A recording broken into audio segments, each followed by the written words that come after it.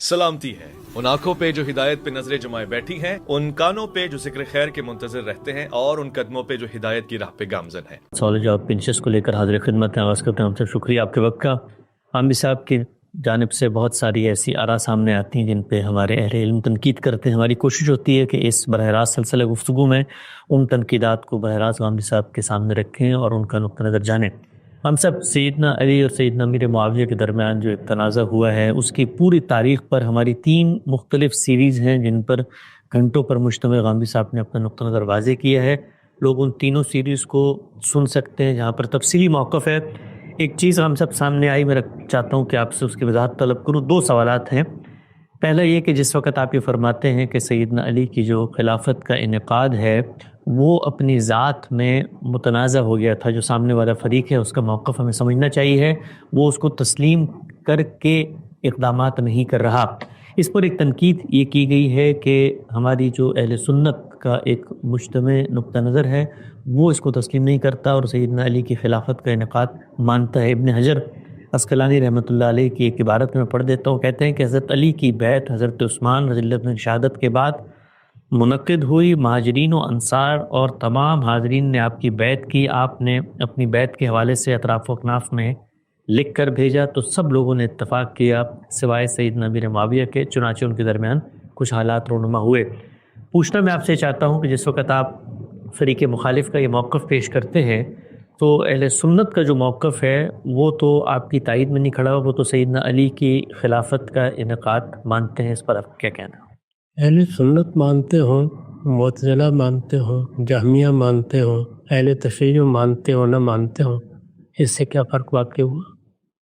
یعنی جن لوگوں نے ماننا تھا انہوں نے تو اس وقت ماننا تھا یا اس وقت نہیں ماننا تھا۔ جس چیز کو سمجھنا مقصود ہے وہ یہ ہے کہ اس وقت لوگوں کے مواقف کیا تھے۔ وہ سب رسول اللہ صلی اللہ علیہ وسلم کے صحابہ ہیں، ان میں ام المومنین عائشہ ہیں۔ سیدہ ام المومنین کوئی معمولی خاتون نہیں ہے، ان کا دینی علم کتنا گہرا اور عمیق ہے، وہ چیزوں کو کس گہرائی کے ساتھ سمجھتی ہیں، وہ روایات کے ذخیرے پر ایک نظر ڈال کے دیکھ لیجیے، معلوم ہو جائے گا۔ انہوں نے ایک موقف اختیار کیا، میں نے تو اس میں کوئی اپنا فیصلہ نہیں سنایا تھا۔ یہ حوالہ آپ مجھے اس وقت دیتے جب میں نے کوئی فیصلہ سنایا ہوتا کہ میرے خیال میں فلاں کا موقف صحیح تھا اور فلاں کا موقف غلط تھا۔ میں نے تو یہ بتایا کہ ان کے موقف کے کیا دلائل ہیں، ان کے مخالفین کے موقف کے کیا دلائل ہیں، اور وہ تیسرا گروہ جس نے دونوں سے اتفاق نہیں کیا اور وہ غیر جانبدار رہا، اس کے کیا دلائل ہیں۔ اور اس میں بھی سعد بن ابی وقاص جیسے اور عبداللہ بن عمر جیسے لوگ ہیں جنہوں نے غیر جانبداری کا فیصلہ کیا، انہوں نے کوئی رائے قائم نہیں کی۔ تو اس وجہ سے اب جس کا جو جی چاہے بعد میں موقف قائم کرتا رہے، فیصلہ اس وقت ہونا تھا۔ یعنی ہم کس چیز کا مطالعہ کر رہے ہیں؟ کیا کسی دینی نص کا مطالعہ کر رہے ہیں جس کے بارے میں یا آپ کوئی رائے قائم کریں تاکہ ہمیں دین پر عمل کرنا ہو؟ تدابیر میں سے کس کی تدبیر صحیح تھی، اس کا مطالعہ کر رہے ہیں۔ یعنی یہ نہ حق کا موضوع ہے نہ باطل کا موضوع ہے۔ موضوع یہ ہے کہ ایک سیاسی مسئلہ پیش آ گیا ہے، مسئلہ بڑی سنگین نوعیت کا ہے۔ مسلمانوں کے خلیفہ کو بلوا کر کے قتل کر دیا گیا ہے، شہید کر دیا گیا ہے۔ مدینے پر بلوائیوں کا، باغیوں کا حملہ ہوا ہے، انہوں نے مسجد تک پہ قبضہ کر لیا ہے، لوگ بالکل بے بس ہو گئے ہیں، سیدنا عثمان کا جنازہ پڑھنا ناممکن ہو گیا ہے۔ اس طرح کی صورتحال میں ایک حکومت قائم ہوئی، اور جس زمانے میں قائم ہوئی وہ آج کا زمانہ نہیں تھا کہ آپ نے ٹیلی ویژن کے کیمرے رکھے ہوئے ہیں اور آپ کے یہاں کے اخبار نویس کھڑے ہیں۔ اس کی اطلاعات پہنچنی ہے، وہ کس صورت میں پہنچی ہوں گی، اس وقت کس طرح پہنچتی ہیں، ذرا اندازہ کر لیجیے۔ یعنی یہی تصویر بنی ہوگی کہ وہاں تو باغی ہیں، انہوں نے پہلے خلیفۃ المسلمین کو قتل کیا ہے اور اس کے بعد سیدنا علی کے ہاتھ پر بیعت کر کے ان کی خلافت کا اعلان کر دیا ہے۔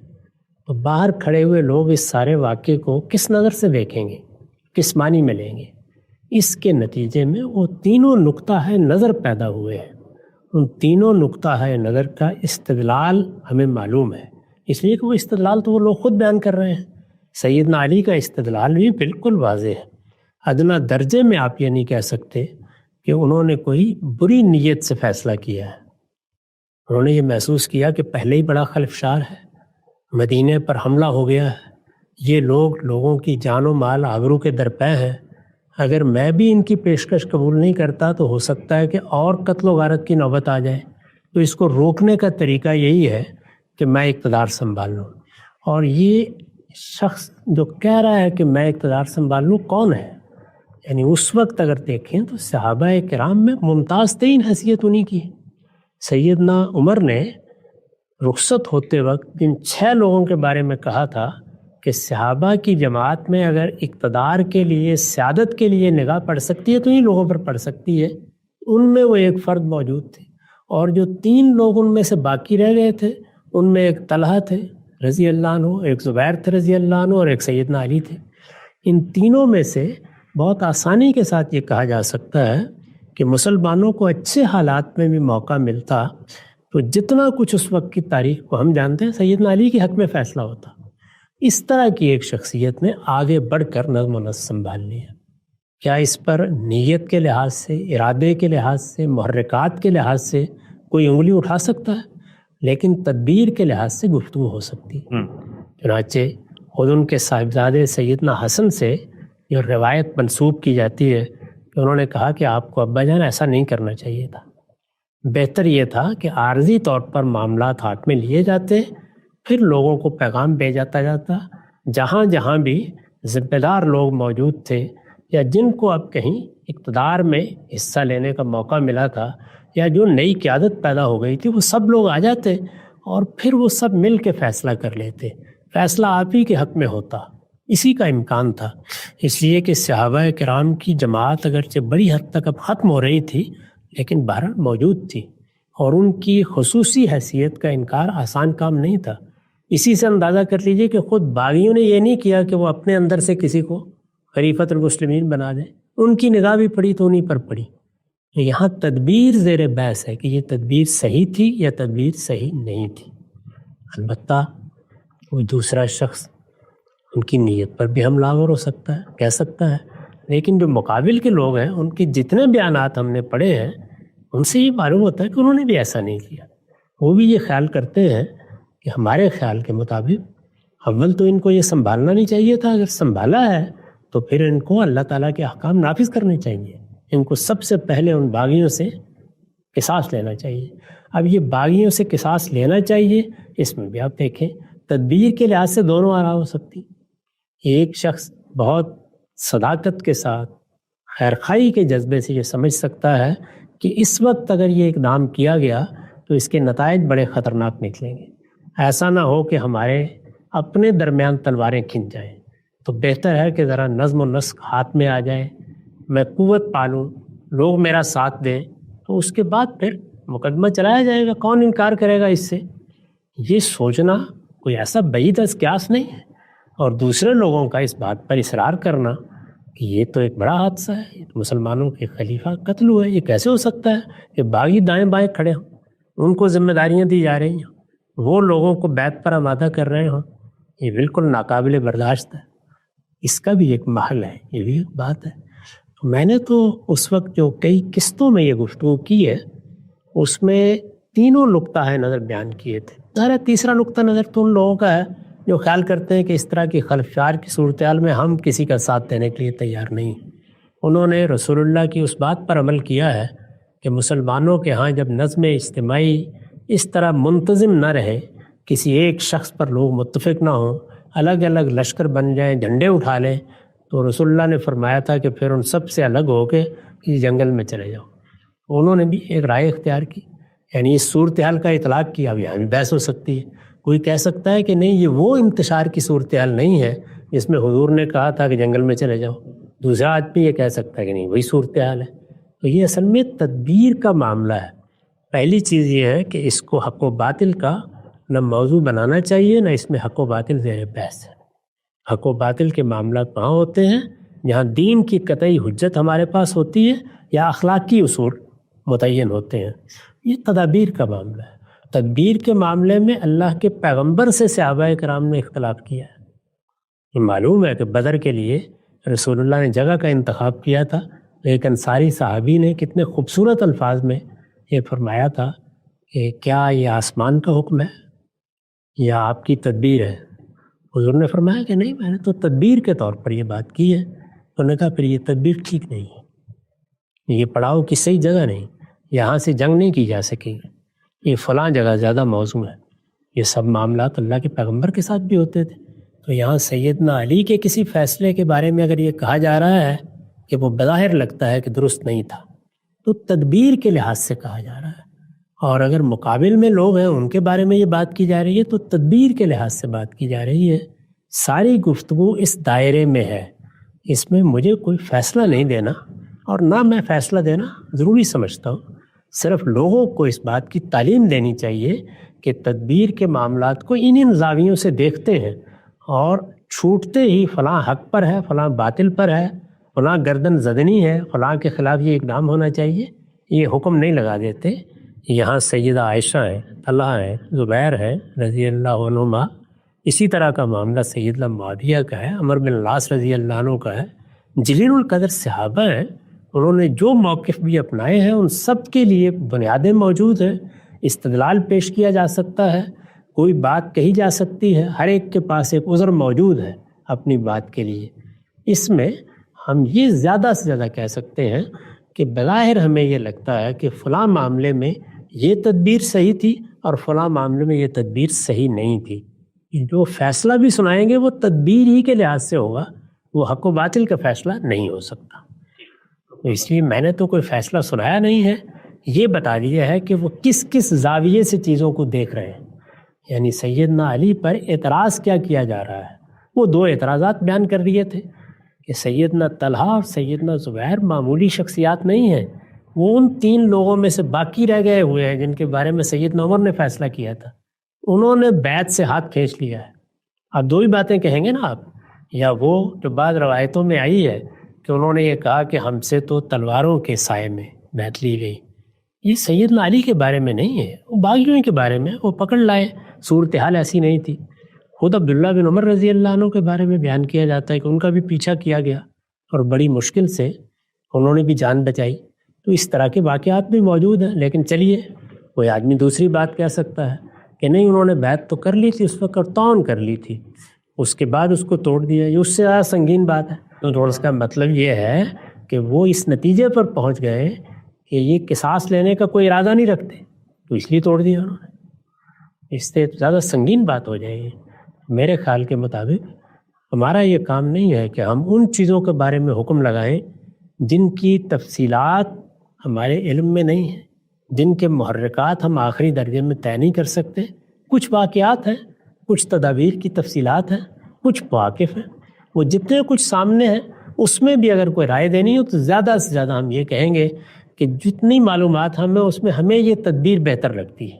جیسے میں نے ابھی سیدنا حسن کا حوالہ دیا، ان کے حوالے سے تینوں اقدامات پر تبصرہ نقل ہوا ہے، منسوب روایتیں ہیں، میں اس کو کوئی استدلال میں پیش نہیں کر رہا، باتیں بہت معقول ہیں اس میں جنہوں نے بیان فرمائی کہ آپ کو اس وقت کی حکومت لینی نہیں چاہیے تھی، لے لی تھی تو سیدنا معاویہ کو معزول کرنے کا اقدام نہیں کرنا چاہیے تھا۔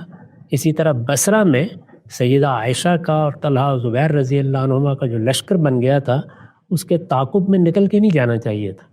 یہ تینوں باتیں یہ صاف معلوم ہوتا ہے کہ تدبیری اقدامات ہیں، اور ان تینوں تدابیری اقدامات کے بارے میں کوئی رائے دی جا سکتی ہے، لیکن یہ فرض کے لیے مان لیجئے کہ تینوں تدابیر صحیح نہیں تھی، پھر بھی سیدنا علی پر کوئی الزام نہیں آتا۔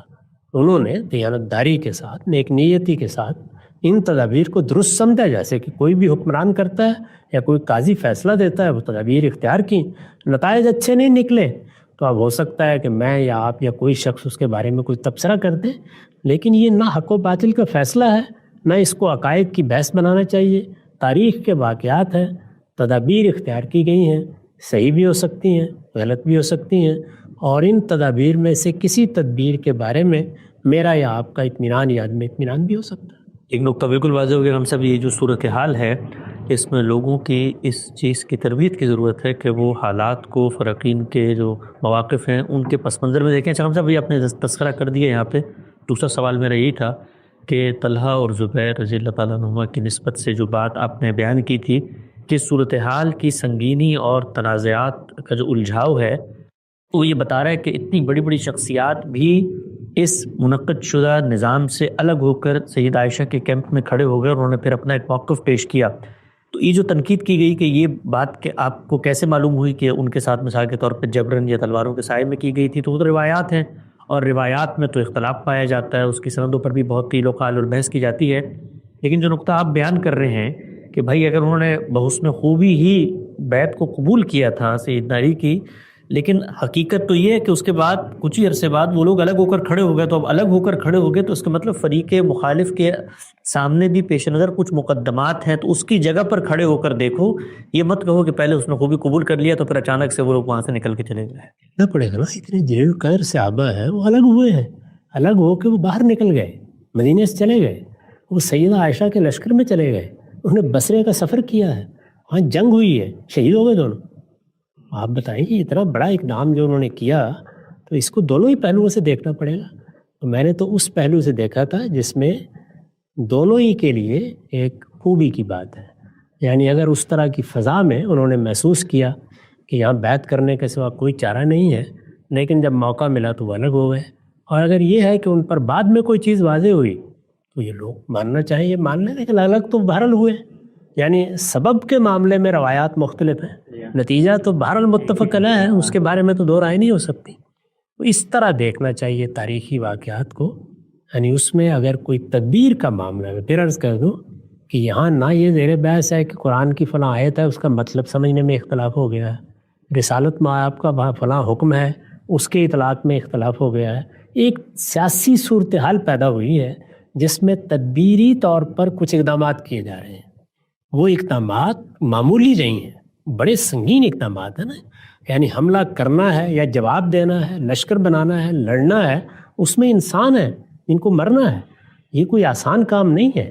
جب قتل و قتال کی نوبت آ گئی، خود سوچیں کہ ہمارے درمیان دسیوں چیزوں میں اختلاف ہو سکتا ہے، قتل و قتال کی نوبت آ جانا کوئی معمولی بات ہے؟ اتنا غیر معمولی معاملہ ہے.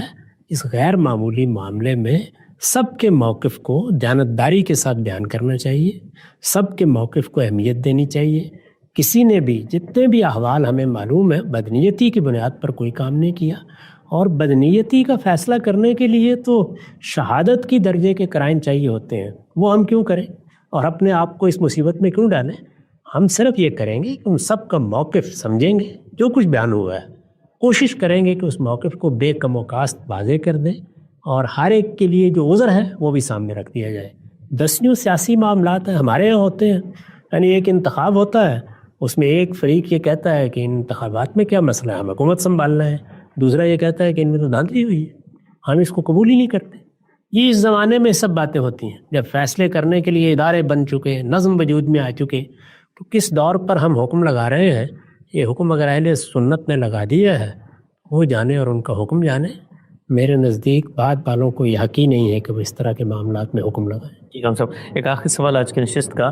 ایک بنیادی نقطہ آپ نے اور سوال اٹھایا ہے کہ اگر ان دونوں فریقین میں سے کسی ایک فریق کے حق میں رسالت مآب صلی اللہ علیہ وسلم حق میں ہونے کا فیصلہ فرما کے چلے گئے تھے تو اس فریق کو عین میدان جنگ میں اس فیصلے کا حوالہ دینا چاہیے، بالخصوص اس موقع پر جس وقت تحکیم کی گئی ہے، حکم بنائے گئے ہیں اور کہا گیا ہے کہ اب معاملے کو سلجھایا جائے. تو ہم سب کہا جاتا ہے کہ جو حدیث عمار کے پس منظر میں بحث ہوتی ہے کہ عمار کو باغی گروہ قتل کرے گا، آپ نے فرمایا کہ سیدنا علی نے اس روایت کو اپنے حق میں کیوں نہیں پیش کیا؟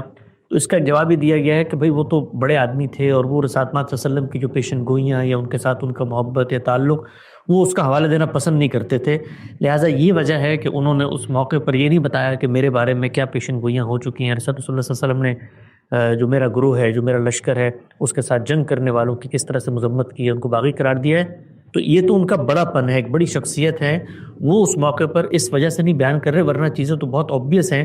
یہاں تک کہ ان کے لشکر کے بعض لوگوں نے سیدنا امیر معاویہ کو کہا کہ بھئی عمار کو تو روایتوں میں آتا باغی گروہ قتل کرے گا، تو انہوں نے آگے سے جواب دیا کہ تو علی ہمارے سامنے ان کو لے کر آ گئے، تو ہم نے تو نہیں ان کو اٹھ کے مارنے کا کوئی اقدام کیا. تو آپ کا جو سوال ہے اس کا جواب دیا جاتا ہے کہ بھئی وہ بڑے لوگ تھے، وہ کیوں اس موقع پر آ کے بتائیں کہ رسول اللہ نے ہمارے حق میں فیصلہ کر دیا ہے؟ اس کی ضرورت ہی نہیں ہے بتانے کی. اس سادگی پہ کون نہ مر جائے خدا. یعنی معاملہ کیا ہے؟ صفین سے پہلے یہ بات اگر ان کے علم میں تھی اور انہوں نے پیش نہیں فرمائی تو اس کا مطلب یہ ہے کہ ایک ایسی بات کو چھپا کر انہوں نے ہزاروں لوگوں کے مرنے کا سامان کر دیا. ان اللہ، یہ تو بہت بڑی بات. یعنی یہ صرف اتنی سی بات ہے کہ ایک مجلس میں ان سے تقاضا کیا گیا تھا کہ ذرا اپنے فضائل بیان فرمائیے. بڑے آدمی ہیں، وہ اپنے فضائل خود کیوں بیان کرتے؟ یہ فضائل کی بحث نہیں ہے، یہ اس موقع کے اوپر ہزاروں لوگوں کی جانیں بچانے کا مسئلہ تھا. پیش کرنا چاہیے تھا انہیں، واجب تھا ان پر کہ وہ پیش کرتے اگر ان کے علم میں تھا. اور تحکیم کے موقع پر، یعنی یہ تو اصل میں صفین سے پہلے تھا. اس وقت تو لوگوں کی گردنیں کٹ گئیں، اتنا بڑا حادثہ ہو گیا، مسلمان آپس میں لڑے، ہزاروں لوگ مارے گئے. اس کے بعد تحکیم کی نوبت آئی. تو تحکیم کی نوبت آئی تو آپ نے کیا مانا؟ یہ کہ اب کچھ لوگ مل کے فیصلہ کریں گے کہ کس کا موقف درست. میرٹ پہ بات ہو جائے گی. تو یہ تو میرٹ پر بات ہونی ہے نا. تو اس موقع پر رسول اللہ کا فیصلہ. سوال یہ ہے کہ جب سیدنا صدیق رضی اللہ عنہ نے سقیفہ بنی ساعدہ میں قریش کے حق میں رسول اللہ کا فیصلہ پیش کیا تھا تو وہ بڑے آدمی نہیں تھے؟ اللہ اکبر. اس امت میں ان سے بڑا کون ہے؟ حضور کا فیصلہ تھا. تو اگر آج کے لوگ اس کو حضور کے فیصلے کے طور پر پیش کر رہے ہیں تو ان سے پہلے یہ سیدنا علی کا فرض تھا کہ اس کو پیش کرتے. واجب تھا ان پر، اس لیے کہ لوگوں کی گردنیں کٹنے کا موقع آ گیا تھا. یہ کوئی تعریف کی اور مدح سرائی کی اور منقبت کی مجلس نہیں تھی جس میں بڑے آدمی نے پسند نہیں فرمایا کہ وہ اپنے بارے میں بات کریں. میں اس پر اور اس کیا تبصرہ کر سکتا ہوں؟ ہاں بالکل واضح ہو گیا ہے. سیدنا علی اور امیر معاویہ کے پس منظر میں جو تنازعات اٹھے ہیں اس پر غامدی صاحب کا تفصیلی موقف ایک پہلو پر 3 ہماری سیریز ہیں الگ الگ، ان کو وہاں سنا جا سکتا ہے. وقت ختم ہوتا ہے، دوبارہ حاضر خدمت ہوں گے. اب تک آپ کا بہت شکریہ.